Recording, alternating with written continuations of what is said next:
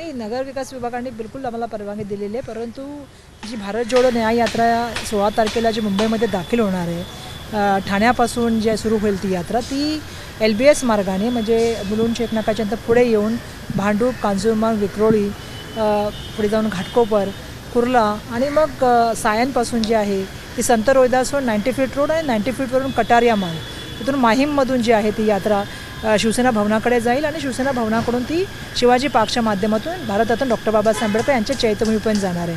आज आम्ही पोलीस अधीक्षकांची भेट घेऊन त्यांना असं सांगितलेलं आहे की ही यात्रा सुरू होत असताना आपलं पण पूर्ण सहकार्य असावं आणि त्यांच्याशी कम्युनिकेट व्हावं, म्हणून आज आम्ही या ठिकाणी आलेलो आहे आणि त्यांना त्या ठिकाणी पूर्ण रूटचा मॅप सांगितलेला आहे. आणि जसं आपल्यालासुद्धा माहिती आहे की एक ऐतिहासिक जाहीर सभा जी आहे ती 17 तारखेला 5:30 वाजता जी आहे ती छत्रपती शिवाजी मैदानावरती होणार आहे.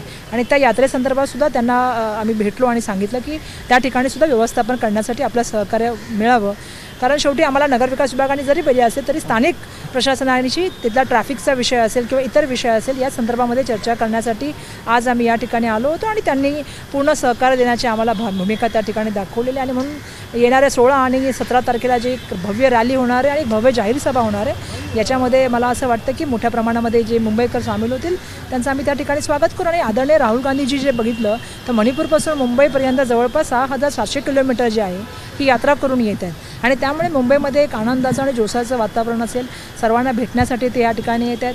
सगळा व्यवस्थित कार्यक्रम व्हावा आणि सुरक्षा व्यवस्थित राहावी या दृष्टिकोनातूनच आम्ही त्यांची भेट घेतलेली.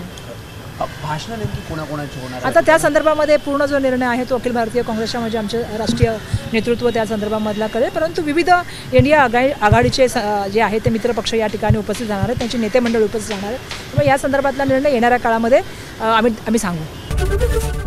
ABP माझा, उघडा डोळे बघा नीट.